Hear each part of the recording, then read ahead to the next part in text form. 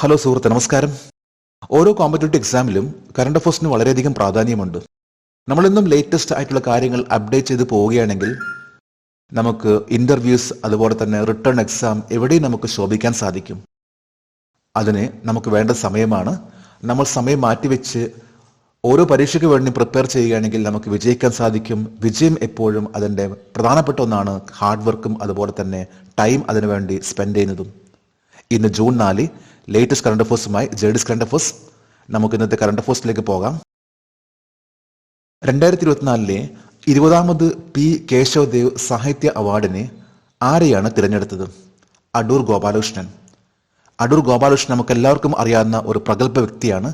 Cinema ലോകത്ത് അറിയപ്പെടുന്ന അദ്ദേഹത്തിന് ഈ പ്രാവശ്യത്തെ 2024 20ാമത്തെ പി കേശവദേവ് സാഹിത്യ അവാർഡിനെ തിരഞ്ഞെടുത്തു. അന്തരിച്ച എഴുത്തുകാരന്റെ സ്മരണയ്ക്കായിട്ടാണ് പി കേശവദേവ് ട്രസ്റ്റാണ് ഈ അവാർഡ് നൽകുന്നത്. സംസ്ഥാനത്തെ പുരോഗമന സാഹിത്യ പ്രസ്ഥാനത്തിന്റെ തുടക്കക്കാരിൽ ഒരാളായിട്ടാണ് അദ്ദേഹത്തെ കണക്കാക്കുന്നത്. പി കേശവദേവ് കൂടാതെ ഈ ഒരു അവസരത്തിൽ നൽകിയിട്ടുള്ള മറ്റൊരു അവാർഡാണ് പി കേശവദേവ് ഡാബ് സ്ക്രീൻ കേരള അവാർഡ്. ഈ ഒരു അവാർഡ് ലഭിച്ചിട്ടുള്ളത് സീനിയർ സൈക്കാട്രിസ്റ്റ് CJ ജോൺ എന്ന വ്യക്തിക്കാണ്. വരാൻ പോകുന്ന ജൂൺ 12ാം തീയതിയാണ് പി കേശവദേവ് ലിറ്റററി അവാർഡും അതോടൊപ്പം തന്നെ പി കേശവദേവ് ഡാബ് സ്ക്രീൻ കേരള അവാർഡും നൽകി ആദരിക്കുന്നത്. 2024 20ാമത്തെ പി കേശവദേവ് ലിറ്റററി അവാർഡ് സാഹിത്യ അവാർഡ് ലഭിച്ചിട്ടുള്ളത് അടൂർ ഗോപാലകൃഷ്ണനാണ്. 2024 ലോക്സഭ തിരഞ്ഞെടുപ്പിൽ 7 ഘട്ടങ്ങളിലായി വോട്ട് ചെയ്യാൻ ആകെ എത്ര വോട്ടർമാർ പങ്കെടുത്തു? 64.2 കോടി വോട്ടർമാർ. 2024 18ാമത്തെ ലോക്സഭയിലേക്കുള്ള എലക്ഷൻ, ഇതിൽ 64.2 കോടി വോട്ടർമാരാണ് പങ്കെടുത്തിട്ടുള്ളത്.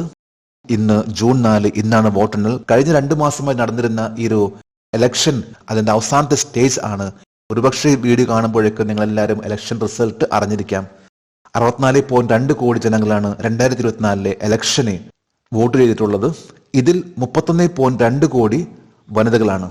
2024 ഇലക്ഷനിലെ 31.2 കോടി വനിതകളും ആകെ പറയുമ്പോൾ 64.2 കോടി. ഈ കാര്യം അറിയിച്ചിട്ടുള്ളത് chief election commissioner Rajiv Kumar ആണ്. ഇന്ത്യയുടെ ഇപ്പോഴത്തെ ചീഫ് ഇലക്ഷൻ കമ്മീഷണർ ആണ് രാജീവ് കുമാർ. 68,000 മോണിറ്ററിംഗ് ടീംസും 1.5 കോടി പോളിംഗ് സെക്യൂരിറ്റി പേഴ്സണൽസ് പങ്കെടുത്തിട്ടുള്ള ഇൻവോൾവ് ആയിട്ടുള്ള ലോകത്തിലെ ഏറ്റവും വലിയൊരു ഇലക്ട്രൽ എക്സസൈസ് ആയിരുന്നു ഇപ്പോൾ കഴിഞ്ഞുപോയ 7 ഘട്ടങ്ങളായി നടന്നിട്ടുള്ള എലക്ഷൻ. കഴിഞ്ഞ 2019 ലോക്സഭ ഇലക്ഷനിൽ 61.47 കോടി ജനങ്ങളാണ് വോട്ട് ചെയ്തിട്ടുള്ളത്. 2024 മെയ് 30 അലാസ്കയിൽ ആരംഭിച്ച വ്യോമസേന റെഡ് ഫ്ലാഗിൽ ഇന്ത്യൻ വ്യോമസേനയുടെ ഏത് വിമാനമാണ് പങ്കെടുത്തത്? റഫേൽ യുദ്ധവിമാനങ്ങൾ. ഇപ്പൊ റഫേൽ ഫൈറ്റർ ജെറ്റ് എന്ന് പറയുമ്പോൾ ഫ്രാൻസ് നൽകിയിട്ടുള്ള വിമാനമാണ്. ഈ വിമാനമാണ് ഇപ്പോൾ US-ലെ ഏറ്റവും വലിയ ഒരു എയർ എക്സസൈസ് ആയിട്ടുള്ള റെഡ് ഫ്ലാഗ് എക്സസൈസിൽ പങ്കെടുത്തുകൊണ്ടിരിക്കുന്നത്. റഫേൽ വിമാനത്തിന് സപ്പോർട്ട് ചെയ്യുന്ന മറ്റു വിമാനങ്ങളാണ് IL-78 എന്ന് പറയുന്ന എയർ ടു എയർ റിഫില്ലറും കൂടാതെ C-17 ട്രാൻസ്പോർട്ട് വിമാനം. C-17 ട്രാൻസ്പോർട്ട് വിമാനം ഇത് എയർഫോഴ്സ് പേഴ്സൺസിനെ ഈ പങ്കെടുക്കാൻ പോകുന്ന എയർഫോഴ്സ് പേഴ്സൺസിനെ കൊണ്ടുപോകുന്നതിന് വേണ്ടിയുള്ള വിമാനമായിരുന്നു. C-17 ഇത് US നൽകിയിട്ടുള്ള വിമാനമാണ്. അതുപോലെ IL-78 എന്ന് പറയുന്ന വിമാനം അത് നൽകിയിട്ടുള്ളത് റഷ്യയാണ്. റഫേൽ എന്ന വിമാനം അലാസ്ക US-ലെ അലാസ്ക എന്ന സ്ഥലത്തെത്തിയിട്ടുള്ളത് ഗ്രീസ്, പോർച്ചുഗൽ എന്നിവിടങ്ങളിൽ ലാൻഡ് ചെയ്തതിനു ശേഷം മാത്രമാണ്. US-ലെ ഏറ്റവും വലിയ എക്സസൈസ് ആയിട്ടുള്ള റെഡ് ഫ്ലാഗ് എക്സസൈസിൽ പങ്കെടുക്കുന്ന ഫോഴ്സ് ആണ് ഇന്ത്യൻ എയർഫോഴ്സും അതുപോലെ തന്നെ ഇന്ത്യൻ നേവിയും.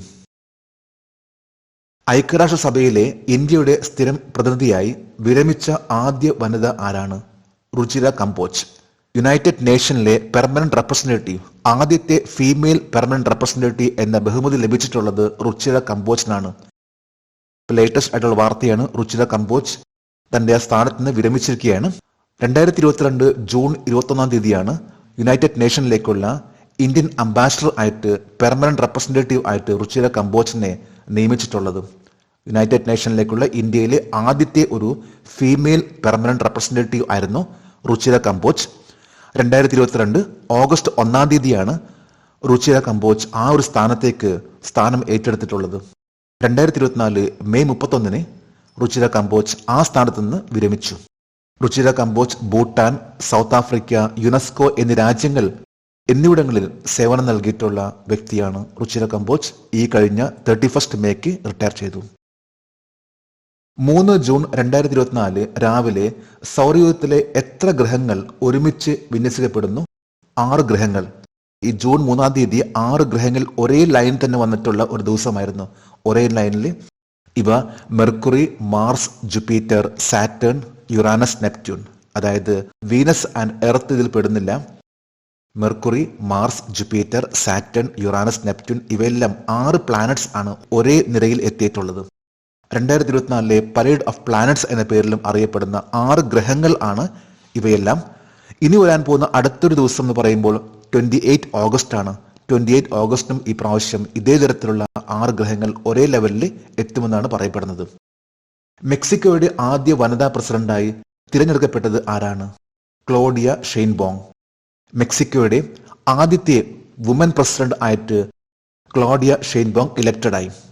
ഈ വരാൻ പോകുന്ന ഒക്ടോബർ 1 തീയതിയാണ് പ്രസിഡന്റ് ആൻഡ്രസ് മാനുവൽ ലോപ്പസ് ഒബ്രാഡറിന്റെ പകരമായിട്ട് ക്ലോഡിയ ഷെയ്ൻബോങ് ആ ഒരു സ്ഥാനത്തേക്ക് വരാൻ പോകുന്നത്. അതായത് മെക്സിക്കോന്റെ ആദ്യത്തെ വുമൻ പ്രസിഡന്റ്.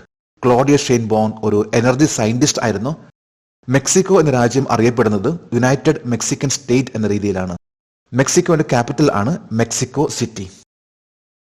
ഇന്നലെ ജൂൺ 3 ഇന്നലത്തെ കറണ്ട് അഫയേഴ്സിലെ ഒരു ചോദ്യമായിരുന്നു, നാഷണൽ ഇൻഡസ്ട്രിയൽ സെക്യൂരിറ്റി അക്കാദമി ഏത് പാരാമിലിറ്ററി ഫോഴ്സിന്റെ പ്രധാന പരിശീലന സ്ഥാപനമാണ്? ഇതിന്റെ ഉത്തരം central industrial security force, CISF. Hyderabad ആസ്ഥാനമായിട്ടുള്ള 1990 സ്ഥാപിതമായിട്ടുള്ള സെൻട്രൽ ഇൻഡസ്ട്രിയൽ സെക്യൂരിറ്റി ഫോഴ്സിന്റെ വളരെ പ്രധാനപ്പെട്ട ഒരു അക്കാദമിയാണ് നാഷണൽ ഇൻഡസ്ട്രിയൽ സെക്യൂരിറ്റി അക്കാദമി. ജേഡിസ് കറണ്ട് അഫയേഴ്സിന്റെ ഇന്നലത്തെ ഈ ചോദ്യത്തിന് മറുപടി നൽകിയിട്ടുള്ള ഓരോരുത്തർക്കും ജേഡിസ് കറണ്ട് അഫയേഴ്സിന്റെ ആശംസകൾ. നമുക്ക് ഇന്നത്തെ കറണ്ട് അഫയേഴ്സ് ഒന്നുകൂടി റിവൈസ് ചെയ്യാം. 2024 20ാമത് പി കേശവദേവ് സാഹിത്യ അവാർഡിന് ആരെയാണ് തിരഞ്ഞെടുത്തത്? അടൂർ ഗോപാലകൃഷ്ണൻ.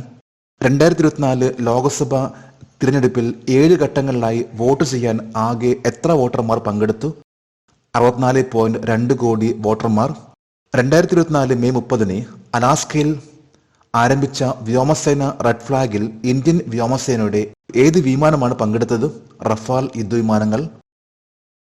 ഐക്യരാഷ്ട്രസഭയിലെ ഇന്ത്യയുടെ സ്ഥിരം പ്രതിനിധിയായി വിരമിച്ച ആദ്യ വനിത ആരാണ്? റുചിര കമ്പോച്ച്. 3 ജൂൺ 2024 രാവിലെ സൗരയൂഥത്തിലെ എത്ര ഗ്രഹങ്ങൾ ഒരുമിച്ച് വിന്യസിക്കപ്പെടുന്നു? 6 ഗ്രഹങ്ങൾ. മെക്സിക്കോയുടെ ആദ്യ വനിതാ പ്രസിഡന്റായി തിരഞ്ഞെടുക്കപ്പെട്ടത് ആരാണ്? ക്ലോഡിയ ഷെയ്ൻബോങ്. ഇന്ന് ജൂൺ 4 ഇന്നത്തെ കറണ്ട് അഫയേഴ്സിലെ ഒരു ചോദ്യമാണ്, every year world bicycle day is celebrated on which date? എല്ലാ വർഷവും ലോക സൈക്കിൾ ദിനം ഏത് തീയതിയിലാണ് ആഘോഷിക്കുന്നത്? 3 ഓപ്ഷൻസ് ആണ് നൽകിയിട്ടുള്ളത്. ഈ ചോദ്യത്തിന്റെ ഉത്തരം അറിയാമെങ്കിൽ ഇന്നത്തെ കറണ്ട് അഫയേഴ്സിന്റെ കമന്റ് ബോക്സിൽ രേഖപ്പെടുത്തുവാൻ അഭ്യർത്ഥിക്കുന്നു. നാളത്തെ കറണ്ട് അഫയേഴ്സിൽ ഇതിന്റെ ഉത്തരം ഉണ്ടായിരിക്കും.